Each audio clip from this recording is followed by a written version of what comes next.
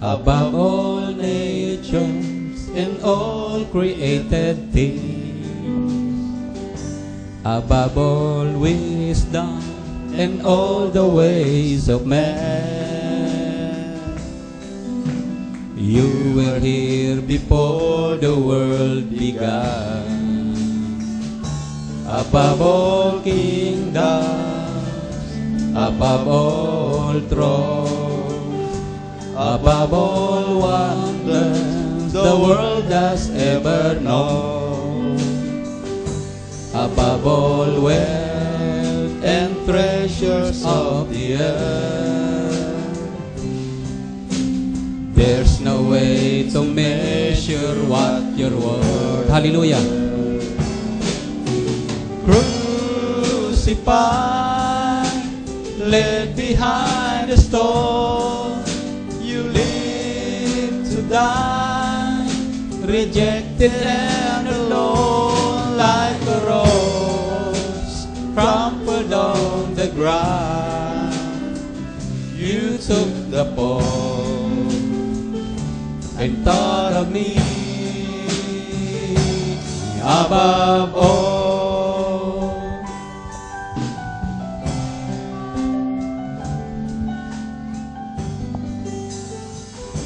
Above all powers, above all kings, above all nations and all created things, above all wisdom and all the ways of man.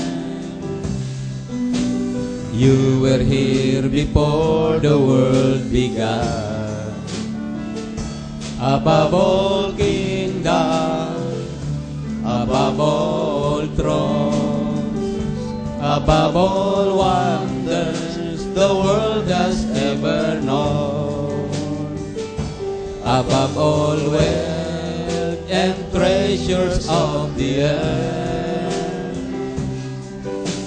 There's no way to measure what your word. Hallelujah, glory.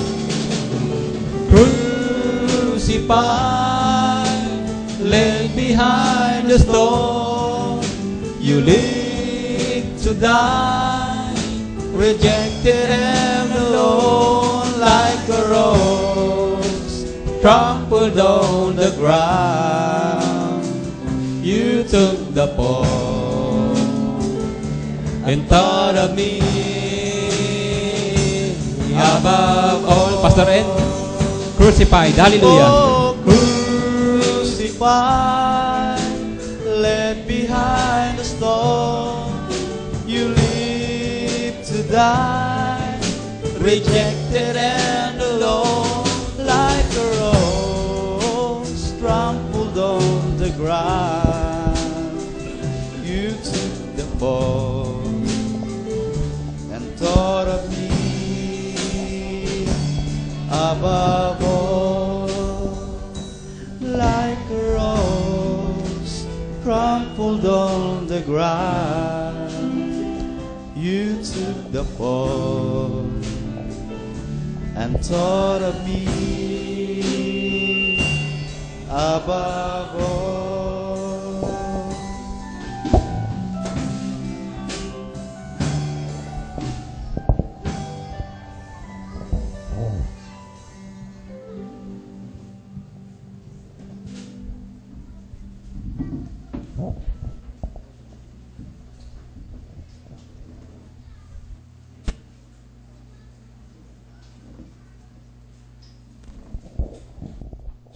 Sound. Praise God. Tayo po ay manatiling nakatayo. Tayo ay bumasa ng ilang talata. Ito sa aklat ng Genesis 4, verses 1 up to 3. And Adam knew Eve his wife, and she conceived, and bare Cain, and said, I have gotten a man from the Lord. And she again bare his brother Abel, and Abel was keeper of the sheep, but Cain was tiller of the ground. And there were giants in the earth in those days. And also after that, when the sons of God came in unto the daughters of men, and they bare children to them. The same became mighty men which were of old, men of renown. Genesis 6, verse 5. And God saw that the wickedness of man was great in the earth, and that every imagination of the thoughts of his heart was only evil continually. Okay, then Acts 17, verse 26. And hath made of one blood all nations of men for to dwell on all the face of the earth, and hath determined the times before appointed, and the bounds of their habitation. Genesis 1:20, and God said, let the waters bring forth abundantly the moving creature that hath life, fowl that may fly above the earth in the open firmament. And God created great whales and every living creature that moveth, which the waters brought forth abundantly after their kind, and every winged fowl after his kind. And God saw that it was good. And God blessed them, saying, be fruitful and multiply, and fill the waters in the seas, and let fowl multiply in the earth. Okay, and the evening and the morning were the fifth day. And God said, let the earth bring forth the living creature after his kind, cattle, creeping thing, and beasts of the earth after his kind, and it was so. And God made the beasts of the earth after his kind, and cattle after his kind, and everything that creepeth upon the earth after his kind. And God saw that it was good. Okay, let's pray. Let's bow our heads. Mapagpalang Diyos, marami pong salamat sa iyo, sa iyong biyaya at habag. Purihin ka, Lord, sa gabing ito. Naway patuloy mo kami na punuin at katagpuin, bigyan ng kaalaman, kapahayagan sa panahon na ito. O Diyos, sa aming paglilingkod sa iyo, na patuloy na maging malinaw sa amin ang mga mensahe mo at mga pahayag. Salamat sa iyo, Lord. We give you back all the praises and glory. In the name of Jesus Christ we pray. Amen and amen. Tayo po yung makaupo na. Magandang umaga, ay gabi sa lahat. At isang blessing kay Lord na sa araw na ito, sa tinatawag na Julian calendar, ay na-reach ko yung ika-47th year dito sa earth. And I believe na yan ay blessing ng Diyos na hapitin ko yun at patuloy na makapaglingkod pa sa Kanya ng marami pang taon sa Kanyang biyaya. At pinasalamatan ko lahat ng mga greetings.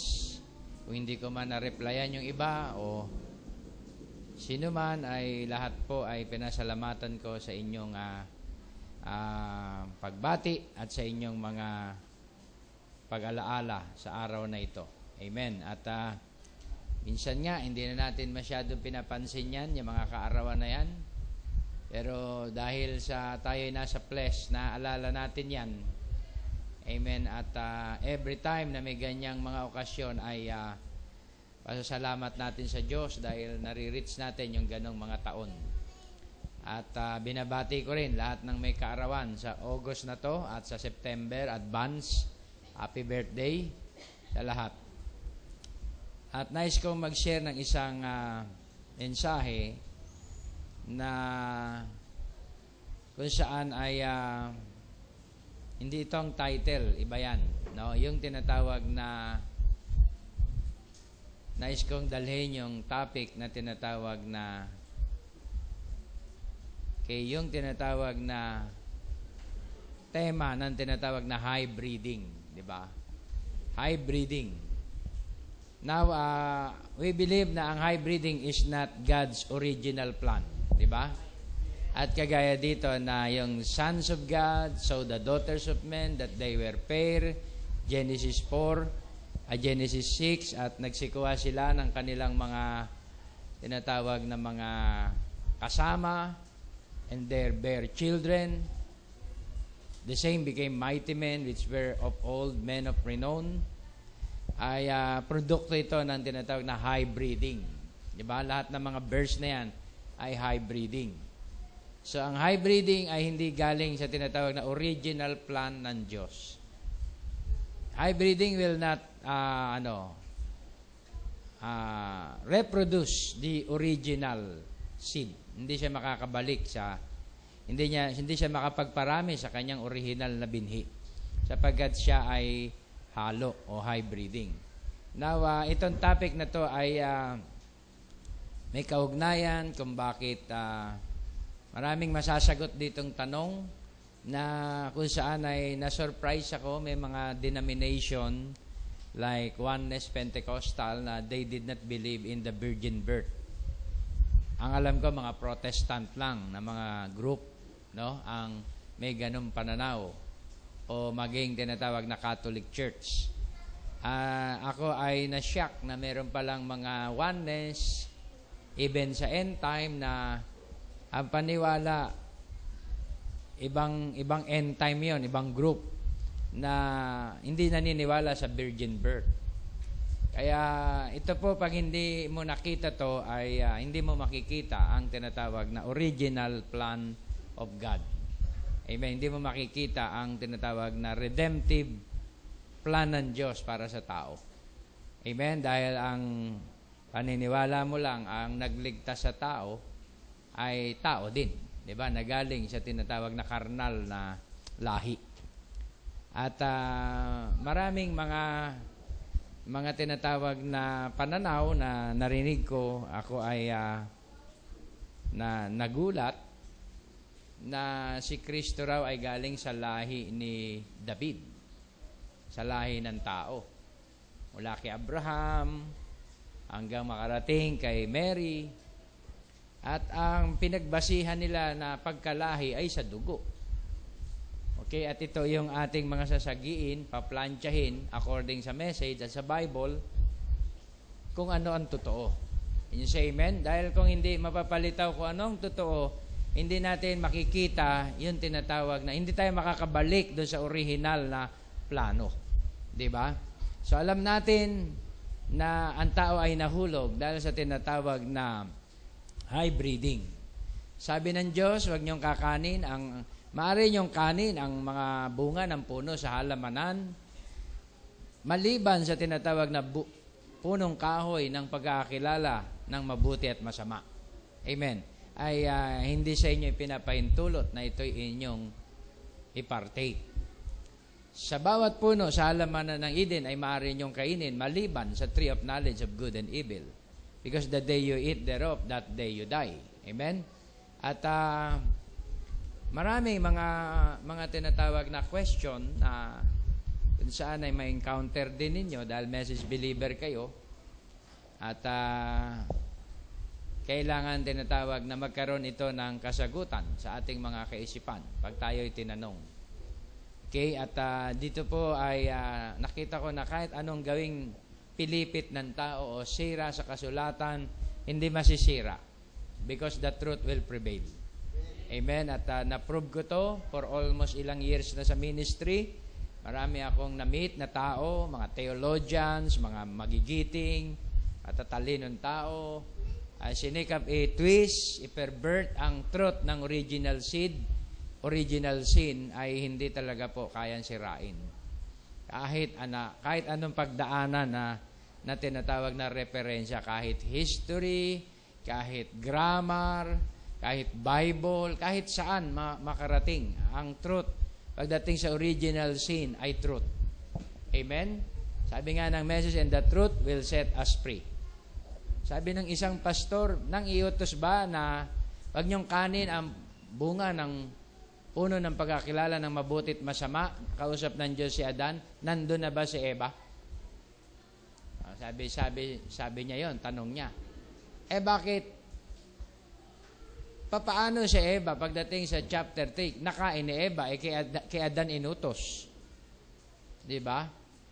Paano magkakaroon ng paraan na si Adan makakain ito? Kay Adan inutos. So yung klase ng pagtatanong, sinisira yung thinking ng tinatawag na original sin. Diba? Paano kinain ni Adan yun? Si Adan ay lalaki, masculine.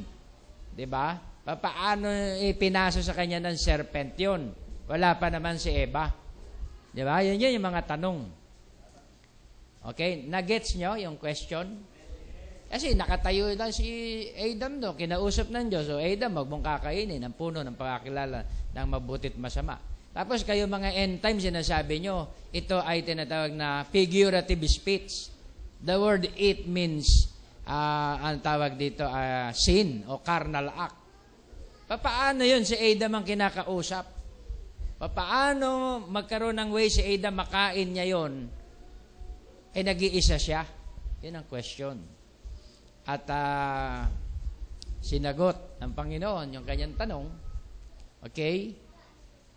Pero naniwala ka na ito ay natupad ng Genesis 3? Oo naman. Pero pagdating sa Genesis 3, si Eva na yan. Hindi yan si Adan. Yan ang question. Bakit sa Genesis 1, kay Adan inutos na wag mong kakaanin maaari mong makain ng anumang puno sa halamanan ng Eden, pero sa pagkakilala ng mabuti at masama, hindi mo maaring kainin. So ano nangyari? Dapat kay Adan mismo yun naganap.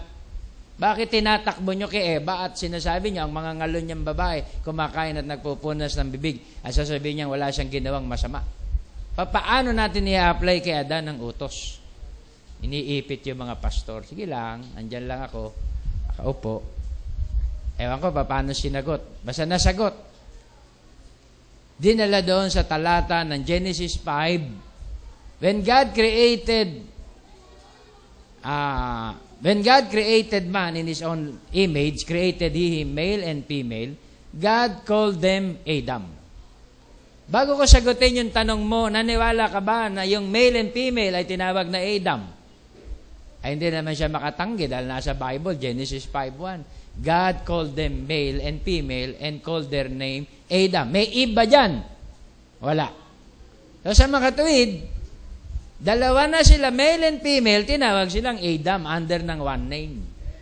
Paano yung basa ng Biblia? Pinipilit na. Wala, yun ang nakasulat eh. Diba? So nang kainin ni Eva yun, amen, at si Eva ay bahagi ni Adan, diba? Natukso si Adan. Diba? Nahulog yung tinatawag na part ni Adam, which is Eve. Diba? Yung si Eva nagpartake, pero ang naapektuhan si Adam. Pero sabi ni Adam, this is flesh of my flesh, bone of my bone, hindi ko ito pababayaan, kailangan ko ito sagipin. Kaya nakiramay siya doon sa babae. Ayaw pa rin. Ayaw mo pa rin. Ayan ang sinasabi ng Biblia. So makita po natin na ang Diyos ay talagang matuwid, di ba, sa kanya mga mensahe. Kaya bagamat tinatawag sa isang pangalan, pero dalawa na sila, male and female. Si Eva ay tinawag ding Adan. Bago siya tinawag na Eva, before the fall, ang pangalan niya ay Adam, sapagkat siya ay part ni Adam. Can you say amen? Kaya ang literal na nagpartake talaga ng tinatawag na nadaya ay si Eva. Si Adan hindi madadaya dahil alam niya yun. Diba? Alam niya yun. At si Eva ang nadaya dahil siya ay walang kaalaman. Amen. Kaya nasagot. Bawat question, sagot. Okay, at ito mga temang ito natin pag-uusapan, bakit dugo ang tinatawag na naging tinatawag na katubusan ng sangkatauhan? Okay? Bakit blood? Why blood? Sa Old Testament, bakit blood? At sabi sa Book of Hebrews, without the shedding of blood, there is no remission of sins. Bakit laging dugo? Anong kaugnayan ng dugo, mga kapatid, sa fall of man? Okay? At nakita natin, dahil naniwala tayo sa teaching ng original sin, amen, nagkaroon ng tinatawag na hybriding. Amen, na hindi pinermit ng Diyos na yun tinatawag na cattle at man, ang serpent, nasa family din ang cattle. Nasa family siya ng beast. Can you say amen? Na magkaroon ng intermingling ang tao sa hayop. Dahil yun ay abomination in the sight of God. Amen? Yun ay isang kasuklam-suklam. Hindi mo pwedeng ipares ang tao sa hayop. Yun ay mga kasuklam-suklam. Hindi mo pwedeng ihalo-halo ang mga halay ng hayop. Kagaya ng binasa natin dito, na kung yan ay tinatawag na ibon din. Diba? Kinakailangan according to his kind. Diba? Hindi pwedeng tinatawag na hybriding. Malinaw yung talata na binasa natin dito sa Genesis. Diba? And God created great whales and every living creature that moveth, which the waters brought forth abundantly after their kind. Every wing fowl after his kind. And God saw it was good. And God blessed them, saying, Be fruitful and multiply, and fill the waters in the seas, and let the fowl multiply in the earth. Lahat ng hayop na yan na nilikha, lahat ng nilikha ng Diyos after His kind. Gusto ng Diyos mag-reproduce after their kind. And God said, Let the earth bring forth the living creature after His kind. Cattle and creeping thing and beasts of the earth after His kind. And it was so. And God made the beasts of the earth after His kind, and cattle after their kind, and everything that creepeth upon the earth after His kind. And God saw that it was good. Ayaw ng Diyos ng hybriding. Ayaw niya ng tinatawag na naghahalo-halong binhi. Ayaw ng Diyos yan. At yan ay isang tinatawag na kasalanan sa paningin ng Diyos. Amen? Pero merong isang nilikha, di ba, na tinapon buhat sa langit, na kung saan ay nag-introduce ang tinatawag na hybriding sa creation ng Diyos. Dahil hindi niya kayang lumikha. Ang tanging magagawa niya lang ay mag-hybrid. Di ba? Ang tanging magagawa niya ay tinatawag na i-pervert ang original creation. Sa pamamagitan ng pagsingit ng kanyang thought, di ba? Ng kanyang binhi ng isip niya, sa programa ng Diyos, amen, ito ay magkokos ng death. Amen? Pero kung ang lahat ng nilikha mananatili ayon sa salita ng Diyos, walang death. Pero nahaluan ng kaisipan ni Satanas, dumating ang death sa lahat ng tinatawag na creature. Kaya sabi ng iba, sabi nila, hindi, yung sons of God, so the daughters of men, mga angels yan, na nasa langit, na nagkatawan tao at nag-asawa ng tao. Wala pong ganyang turo ang message at ang Bible. Malinaw na yung tinatawag na sons of God ay mga lahi ni Seth. Kung titingnan natin dito sa Biblia, as a quote ng mensahe,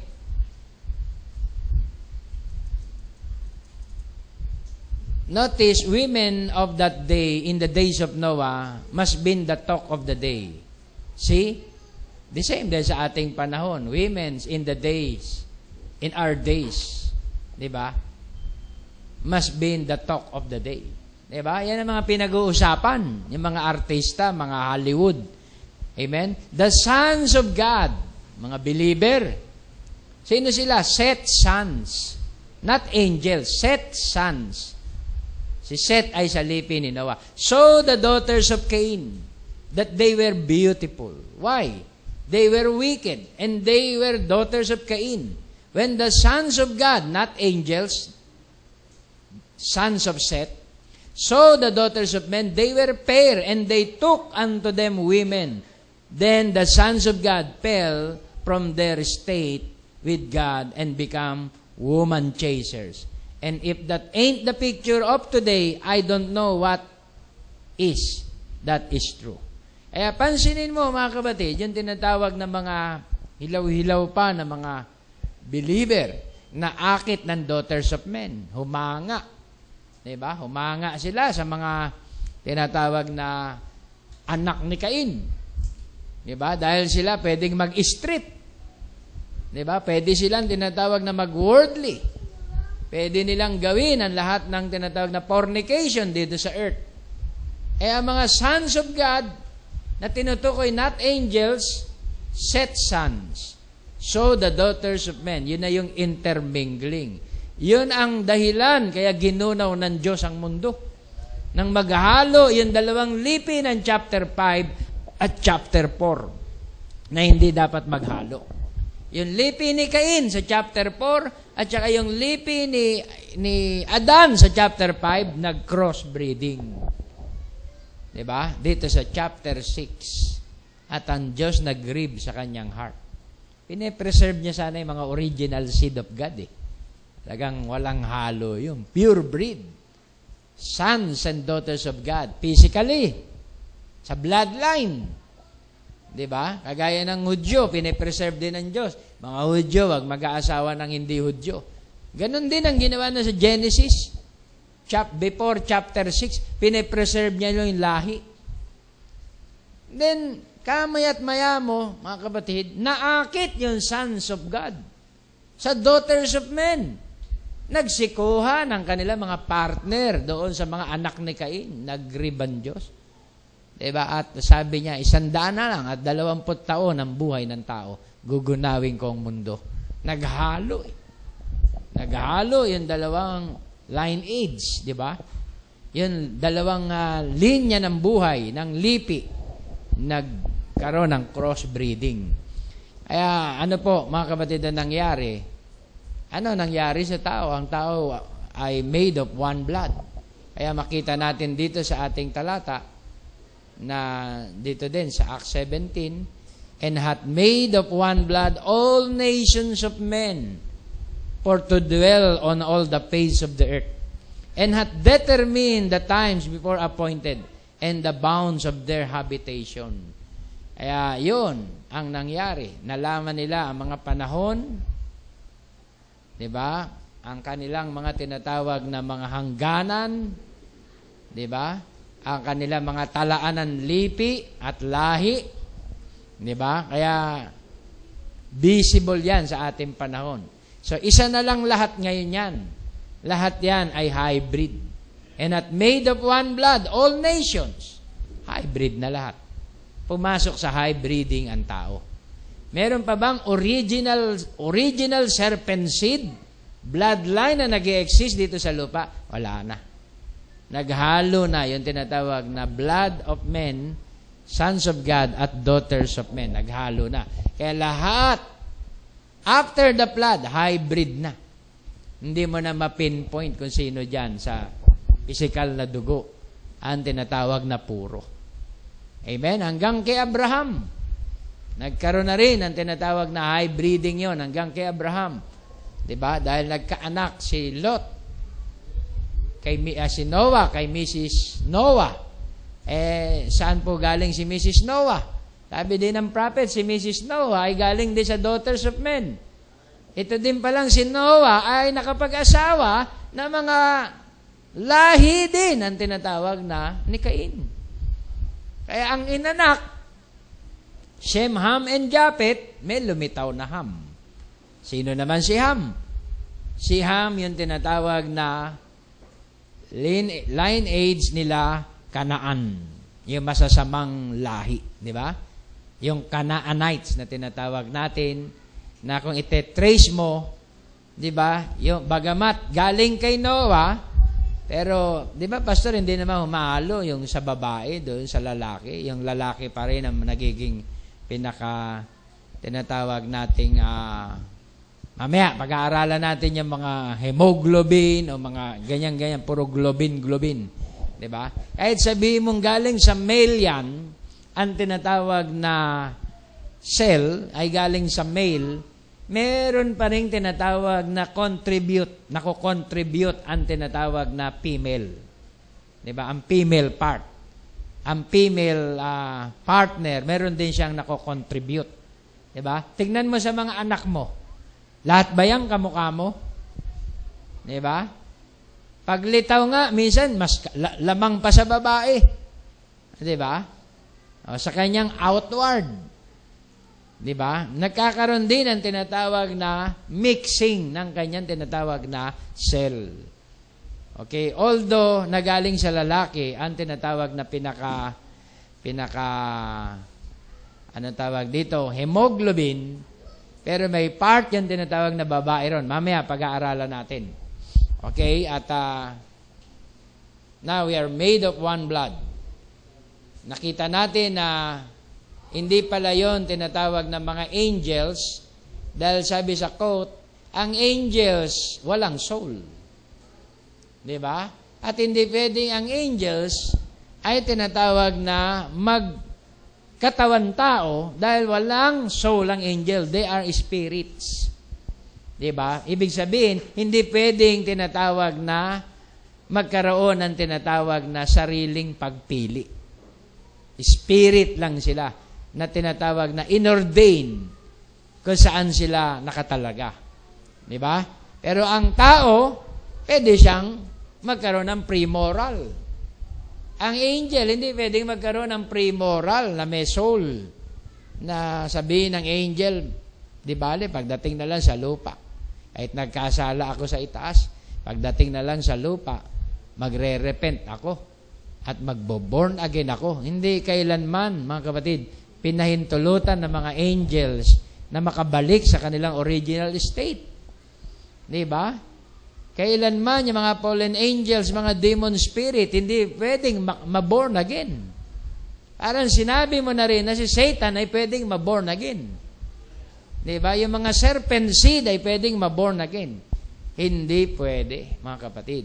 Kaya hindi din sila pwedeng magkatawang tao sa laman at mag-asawa ng mga tao. Hindi pwede. Turo ng Mormons yan. Diba? Turo ng tinatawag ng mga Jehovah's Witness yan. Amen? Na kung saan ay hindi turo ng Biblia. Tuloy natin.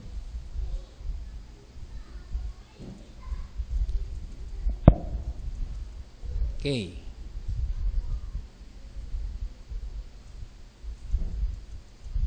Yan na nga. Sabi rin, but you see, in the days of Noah, when the sons of God saw the daughters of men were pretty, they were taken unto them women for wives.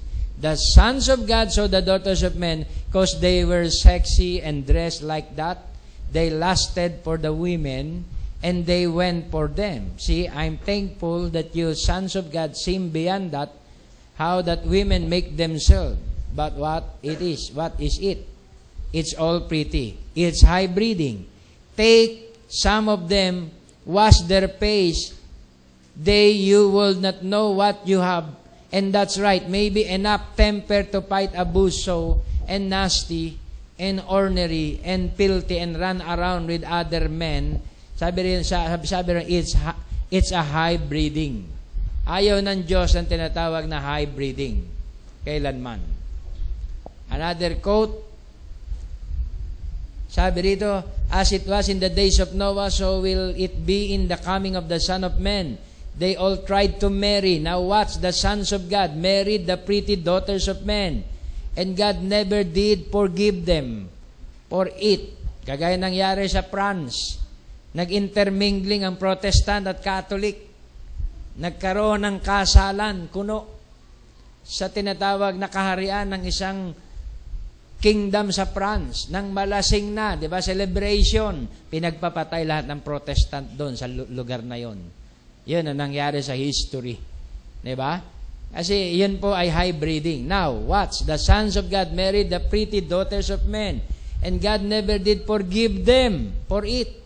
Just the same as Balaam's teaching that he caused the pretty, intellectual, scientific women of Moab to, with their flirty eyes and her paints and powders and her fine perfumes, to entice the sons of God against their own women that work and had calluses in their hands with no makeup on, entice them over and let us marry one another because we're all the same people. That was a lie. It was a lie. An achievement of the devil to get the sons of God to marry the daughters of men. It was a lie of the devil for Balaam, that false prophet, to try to prophesy against Moses that tried to hold the race together, to say, well, we believe the same God. We offer the same offerings. We have the same sacrifice. We do everything just alike. So close that will deceive the elected if possible. See, come away from her, people. You have nothing to do with her. Kaya nagalit ang Diyos, pumatay uli ang Diyos ng libo-libo. Sa time ni Balaam, hinikayat ni Balaam ang mga children of Israel mag-intermingling sa children of Israel. Amen. At ang pang-inganyo ni Balaam, we have the same prophet. Naniwala din kami kay Brother Branham. Diba? Si Moses ay type ni Brother Branham. Naniwala din kami sa message. Kaya mag-fellowship tayo. Ang Diyos ay nag-grieve. Amen? Doon sa tinatawag na sin na naganap. Okay? Tuloy natin. So, yun ang dahilan kung bakit ayaw ng Diyos ang tinatawag na hybriding. Dahil gustong i-preserve ng Diyos ang tinatawag na original na pagkabinhi ng kanyang mga anak. Ayan, napakaraming quotes na ang tinutukoy niya dito ay mga lahi ni Seth. Yung sons of God ay mga lahi ni Seth.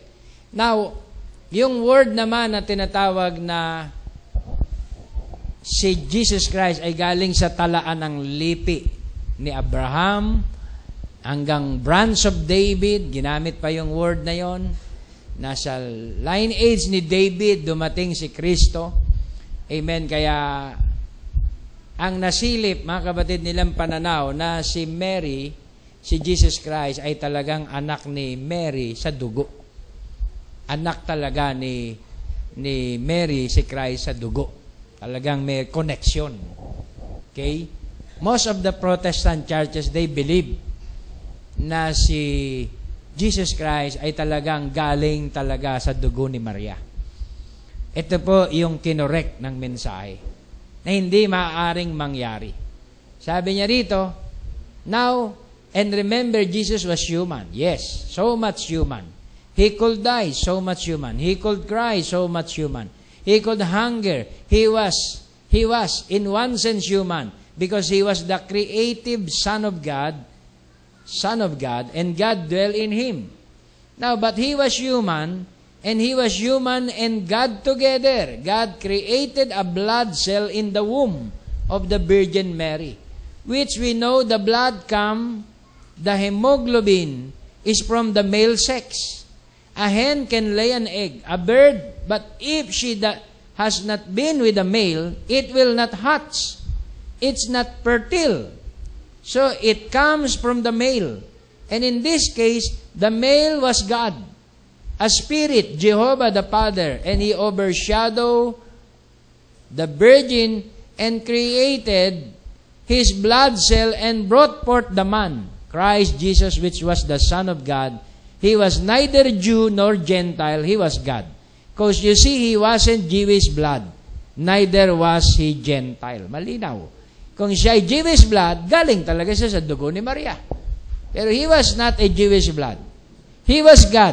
God's blood, creative blood to redeem us. So there's neither Jew nor Gentile can say he belonged to us or that he belonged. He died for Adam's fallen race for both sides. For all people, everywhere, who would believe. Okay?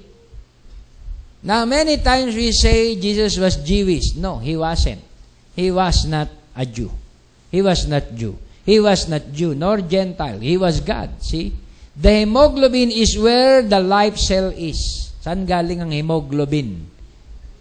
Saan galing yung tinatawag na male cell ni Christ? Nilikha ng Diyos sa ovaryo ni Mary. Diba? Both the egg cell and the sperm cell. Ang Diyos nag-create. Hindi kinuha ng Diyos yung egg cell ni Mary. Diba?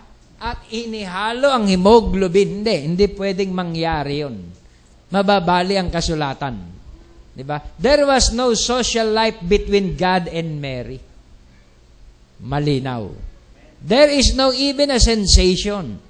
He created both germs. That's right. Egg and cell. He was neither Jew nor Gentile. He was the bridge between he was God. And if he was Jewish blood, we're lost. If he was Gentile blood, we're lost. Amen? He was the blood of God, created without sexual desire. That's the reason our faith can look there and stand assured that's it. So he died for both. Kaya pag ang kausap niyo ang pananaw, siya'y Hudyo, we are lost. Siya'y Gentile, we are lost. Hindi pwedeng ang dugo ng Gentile ang mag-redeem sa atin. Hindi din pwedeng dugo ng Hudyo ang mag-redeem sa atin. Hindi, lahi siya ni Abraham eh. The branch of David. Paano mo babaliin yan, Brad? Lahi talaga siya. Galing siya sa lahi ni David. Now, nilinaw. Kung naniwala tayo sa Bible, now the birth of Jesus Christ was on this wise when as his mother Mary was spoused to Joseph, before they came together, she was found with a child of the Holy Ghost. Hindi maintindihan ni Joseph yun. Ba't magbubuntis yan? Hindi pa kami nagsasama.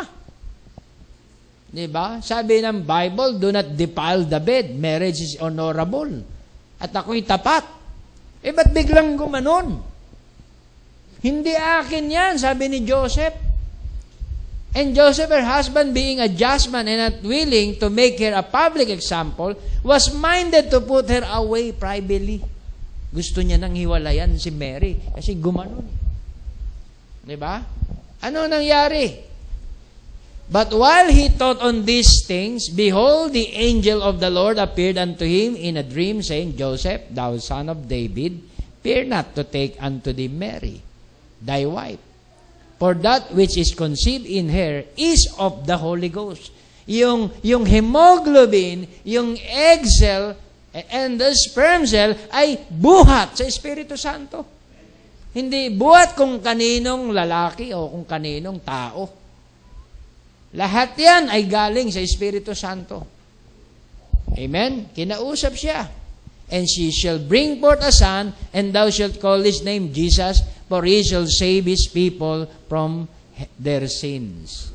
Now all this was done that it might be fulfilled which was spoken of the Lord by the prophet, saying, Behold, a virgin shall be with a child, and shall bring forth a son, and they shall call his name Emmanuel, which being interpreted is God with us. So yun yung liwanag ng tinatawag na virgin birth. Si Christ yun.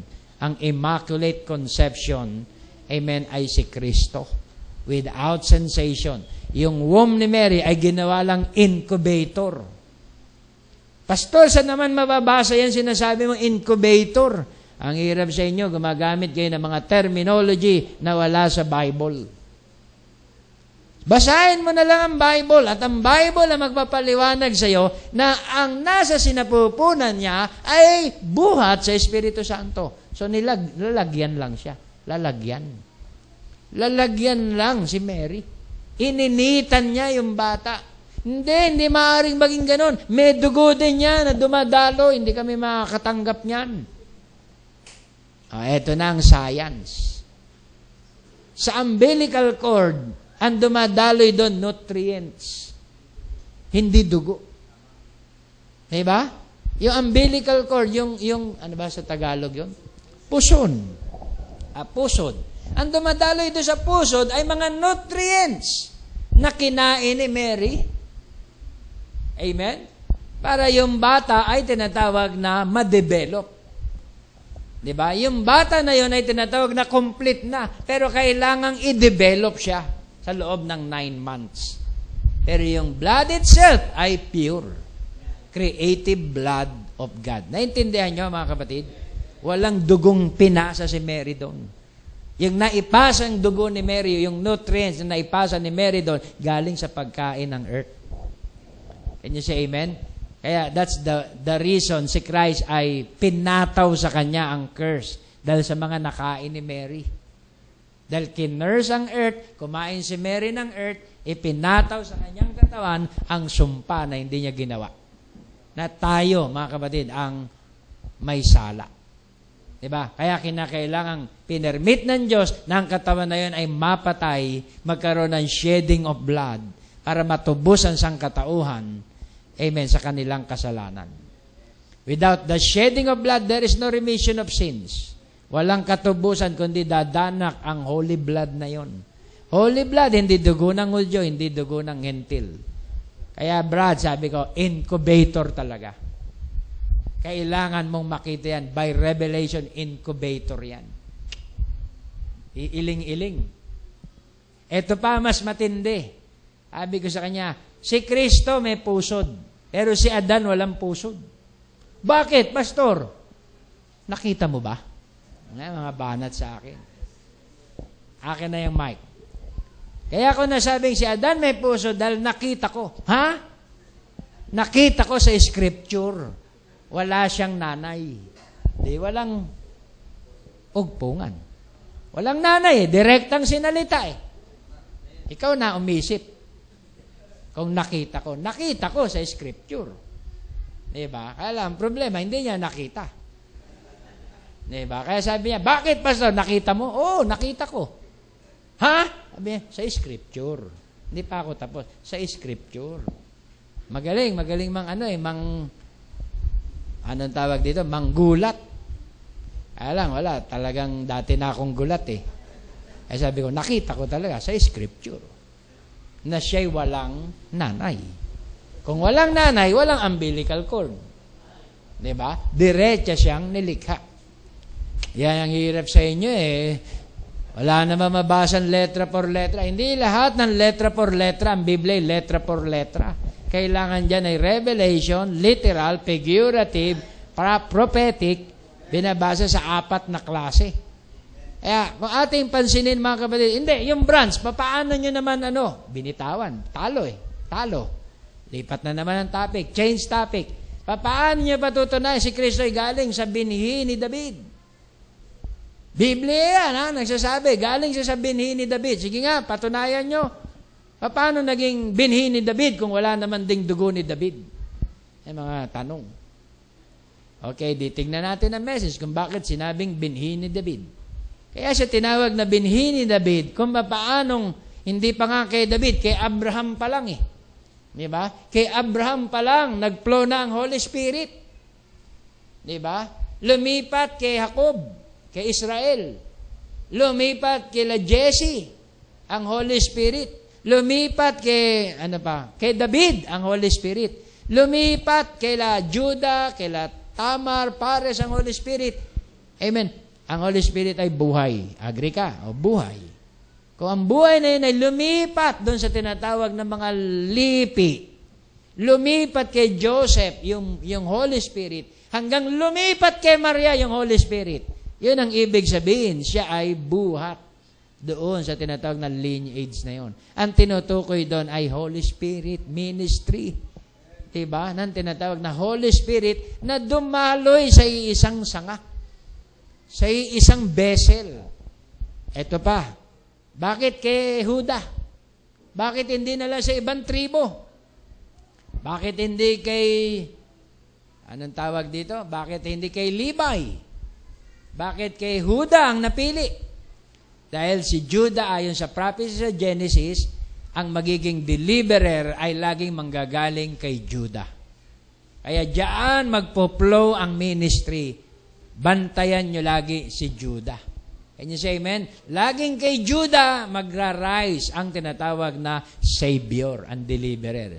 Diba? Kaya yun, maging sa mga judges, diba? Pag inaalipusta ang Israel, nag-aabang sila sa lahi ni Judah na merong magliligtas. Gaya nila Gideon, diba? Ng mga judges sa Old Testament, laging kay Judah lumilitaw. Kasi nandun yung warrior. Nandun yung ministry na yun. Hanggang maging kay David. David, maglalangis kami dyan ng isang tinatawag na binhi. Jesse. Sa iyong lipi. Eto, itong panganay ko, sundalo na to. Sabi ni Samuel, hindi siya pinili ng Diyos. Meron pa, yung sumunod. Matipuno din, hindi din siya pinili ng Diyos. Naubos yung 8 anak, yung 7 anak. Wala ka na bang anak, Jesse? Meron. Bata. Ando doon, nagpapastol, gusgusin. Ipatawag mo, pinili ng Diyos si David. Pinili siya para sa anointing. Pinili siya para daluyan ng tinatawag na anointing na yon. Hanggang pagdating sa dulo, yung anointing na tatanggapin doon ni Mary ay fullness. Hindi lang part ng anointing, kundi fullness ng anointing. Kaya doon natin tinutulay yung genealogy na yon ni Adam. Naunawaan nyo mga kapatid, hindi mo na maitutuloy sa physical na binhi. Dahil sa time pa lang ni Noah, hybrid na ang dugo. Diba? We're made of one blood. Nagkaroon na ng intermingling ng mga dugo. Paano mo na ipe-preserve yung mga dugo na yon? So, ano na yung genealogy na pinag-uusapan na doon? Holy Spirit na yon. Can you say amen? Anointing na ng Holy Spirit nun sa bawat lipi. Amen? Kaya pagdating kay Christ, amen, yun na yun. Yun tinatawag na fullness ng Spirit sa kanya nanahan. May quote tayo mapagbabasahan diyan bago ako magtapos. Okay? Life comes sa taas. But in this case, here it is, in this case, it was not only the life of human, but it was the life of God. God, the perfect one who came in the womb of the Virgin in the form of the Holy Spirit. The Creator Himself, battling Himself up in a blood cell. Mismo pala siya yun. Diba? Na inilagay niya ang kanyang sarili sa blood cell. Ikinulong niya ang kanyang sarili sa blood cell, sa hemoglobin, who came into the womb of the Virgin in the form of the Holy Spirit. The Creator Himself battling Himself up in the blood cell. He had no earthly father. Mary was not touched by man. She was a virgin, and God Himself overshadowed her. Or in other words, the Immaculate Conception that God Himself created a blood cell. Ang Immaculate Conception, hindi si Virgin Mary, kundi ang Diyos na si Emmanuel. Amen? And life comes from the male and not from the female. The female is the incubator, but the life comes from the male. And the life come from the male, and God was a male in this place. The Holy Spirit, God Himself come down into the womb of woman and form around Him a blood cell. Oh my, believe that what happened to your blinded eyes. Believe that and watch what happens to your cancer. Kaya yun po ang nangyari dahil sa blood cell na yon, cancer gumaling, karamdaman, lahat ng klase gumaling. This blood cell that God got in there Himself and created like He did the first cell and created Himself a cell. It began to spring forth life and brought forth the Son, Christ Jesus. And when a Roman spear by sin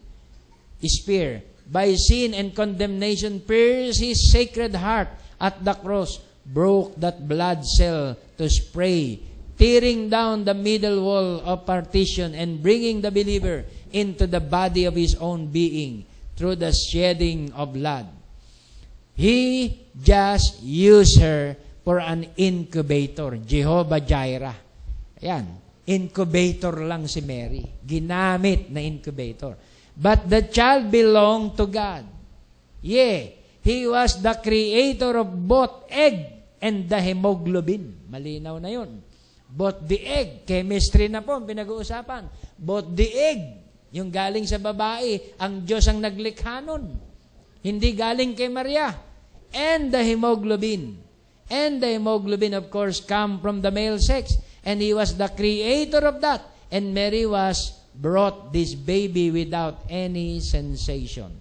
No more than the Holy Spirit overshadowing her and creating in her womb His blood cell, an egg that brought forth the man Christ Jesus. That was the covenant that God was writing with.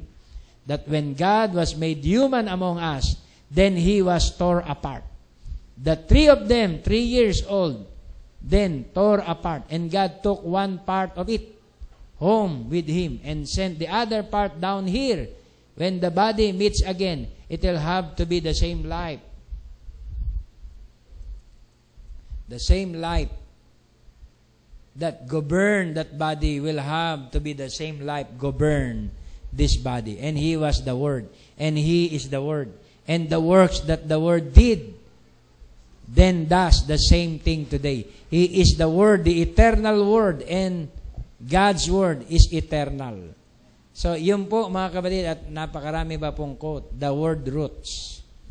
If that roots was holy, and that roots was a holy root, also the fruit that comes up from the holy root will bring holy fruit. And if that root was Jesus Christ, who is both root and offspring of David, if that life was in Him, anong life ang tinutukoy? Come up through the Jewish generation and was cut off from them, and their eyes blinded that we might see our lives will have to pattern with that blessed branch. Oh yes, brother. That's right.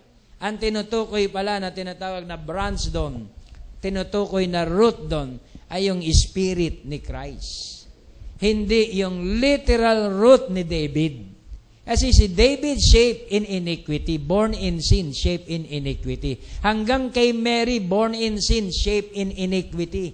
Nagtataglay ng hybrid blood. Paano magiging holy blood o holy one si Jesus? Sabi ng pastor, hindi naman sinabing holy one yung nasa tiyan holy thing. Tama yung mga lusot. Holy thing yan, hindi yan holy one.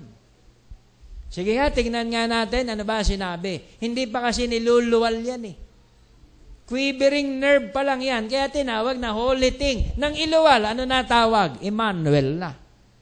The Holy One. Di ba? At walang ibang Holy One kundi ang Diyos. Kaya nang tumayo siya sa kanyang paa dito sa lupa, He is both God-man. Pag sinabing God-man, mga kapatid, yun ang paradox nun. Pwede bang magsabay ang Diyos at ang tao? Ako ay Diyos at hindi tao. Sa tao.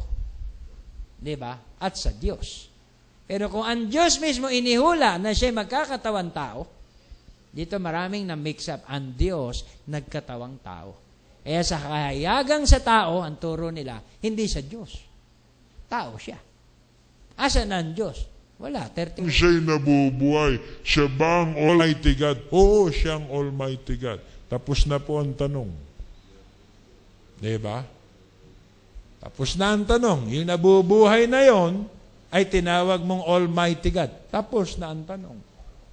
Diba? Paano mo sasabihin hindi sa Diyos? Ikaw nagsabi sa bibig mo, siya ang Almighty God. Nag-isip siya. Tapos yung mga membro nalungkot. Isa pang tanong, sinabi mo si Kristo ay panganay sa mga nilikha. Nasabihin ba He is the firstborn of every creature? Sa isip lang niya yon? Oo, Brad, sa isip lang niya yon. So, ibig sabihin, kung siya sa isip lang naging panganay, yung mga literal na nilalang sa pisikal, mas panganay sa kanya yon kaysa sa pisikal. Tama po ba? Oo, Brad. Salamat po. May panganay pa pala sa kanya sa literal. Diba? Sa isip mo lang siya ginawang panganay. Pero sabi ng Biblia, panganay siya sa kanyang physical creation. So, sablay. Malungkot yung mga membro. Hindi ko na pinalo up. Hanggang doon lang ho ang tanong ko. Ganun lang kasimple yon. Paalam na kami, pastor. Ganun siya, Nagtaka siya. Diba? Ganun lang simple, binali yung kanyang stand, ni record. Diba? So, ang tayo natin sa garden, umiyak. May Diyos bang umiiyak? Yung tao ang umiyak. Hindi ang Diyos. Diba? Yung tao na gumawa ng tinatawag na nagpakain ng ilan libon tao, yung tinapay pinarami, gawa ba ng tao yun o gawa ng Diyos? Gawa ng Diyos. Yun ang God.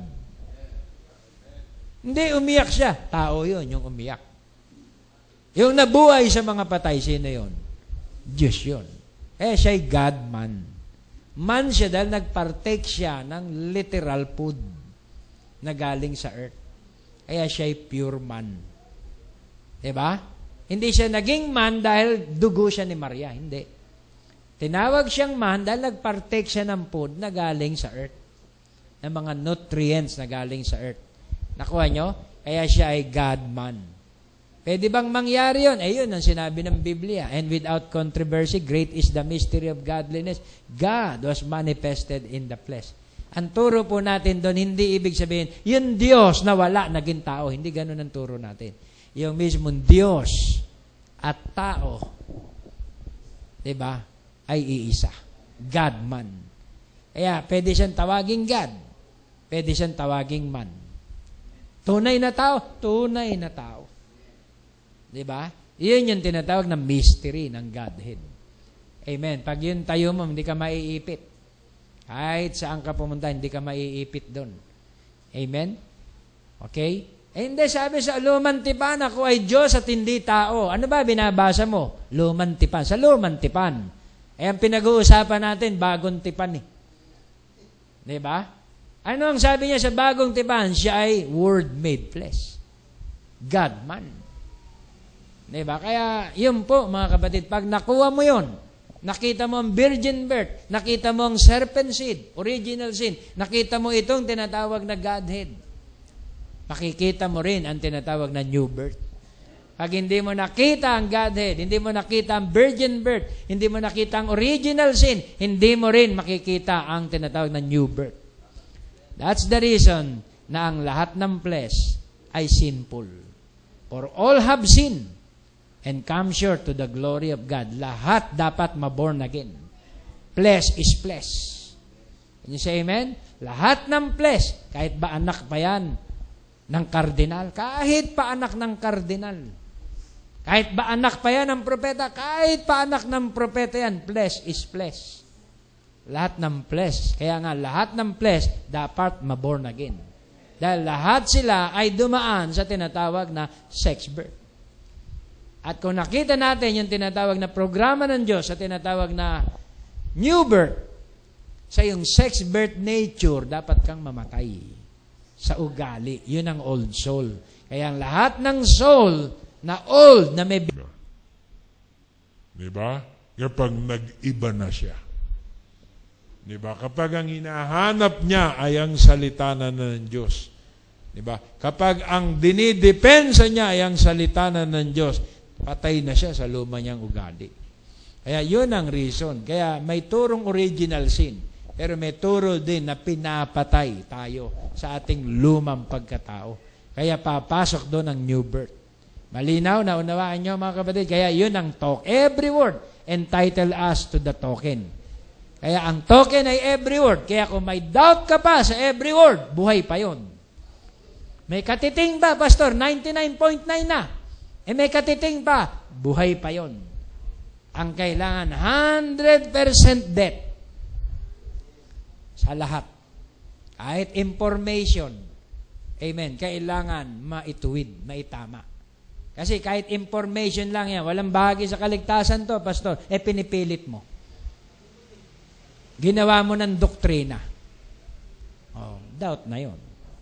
Mauuwi ka sa doubt. Hindi, wala namang kaugnayan to sa doktrina natin, Pastor. Kahit na, information yon, ginawa mong doktrina, ginawa mong unbending way para hindi ka makorek na mensahe, mauwi ka sa doubt. Old soul pa rin yun. Can you say amen? Kaya nga sinasabi, it's got to be the word all the way. Yun ang token. Diba? Ang death ng ating old soul ay ang pagkamatay ng ating old thoughts. Yung ating haka, yung ating lumang ugali, kailangan mamatay. If any man be in Christ, he is a new creature. Bago na yung turo. Bago na yung unawa niya. Patay na siya sa luma. May blood pa rin na hybrid. At physical na katawan, idadrop mo ang iyong tinatawag na carnality. At ikay magiging glorified. Naunawaan nyo, mga kabatid? Kaya hindi na natin pinoproblema yung laman na yon dahil meron siyang tinatawag na panahon na siya'y talagang idadrop. Ang mahalaga, by revelation, nakita natin kung paano nakabalik sa tinatawag na original plan, yung dugo ng ating Panginoon ay na-preserve. Amen. Nag-fall sa Genesis, ibinalik ulit tayo sa precious blood ng ating Panginoon na puro at walang kasalanan. Yun ang kinsman redeemer. Puro at walang kasalanan. Hindi dugo ng Hudyo, hindi dugo ng Griego, kundi mismong dugo ng Diyos. May verse ba na dugo ng Diyos? May nabasa na ba kayo na dugo ng Diyos? Hindi, sabi ng Biblia, ako ay espiritu at hindi tao, walang laman at walang dugo. Okay, sa aking closing, tingnan nga natin kung meron dugo ang Diyos.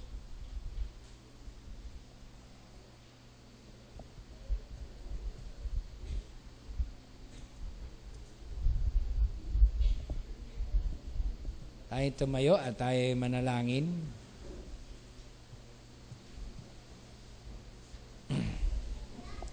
Sa 1 John, sino ba yung makakita? Basahin na lang natin sa 1 John 3:16. The life of God, I think. Yun yung tinutukoy. 1 John 3:16 at dito tayo magtatapos.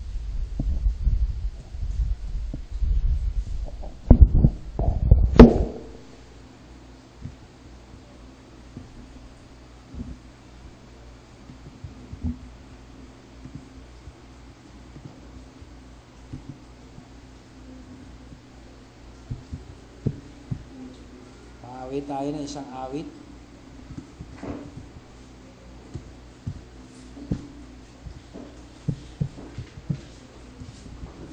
Okay, iniling ko. Isang kapatid ang bumasa. Isang kapatid ang magpaawit. Okay, at awitin natin yung The Love of God. Diba sabi dito, whereby perceive with the love of God, because He laid down His life for us, and we ought to lay down our lives for the brethren. Saan niya nilay down ang life ng Diyos sa atin? Sa Calvary. He laid down His life. Ang life ng Diyos na tinutukoy ay Zoe, God's own life. At sa pamamagitan ng tinatawag na shedding ng chemistry, sa Calvary, nagkaroon ng shedding of life. The blood or the life of God. 1 John 3:16. Awitin natin. The love of God. May prayer request ba tayo? Is greater power. Pwede natin ipasa?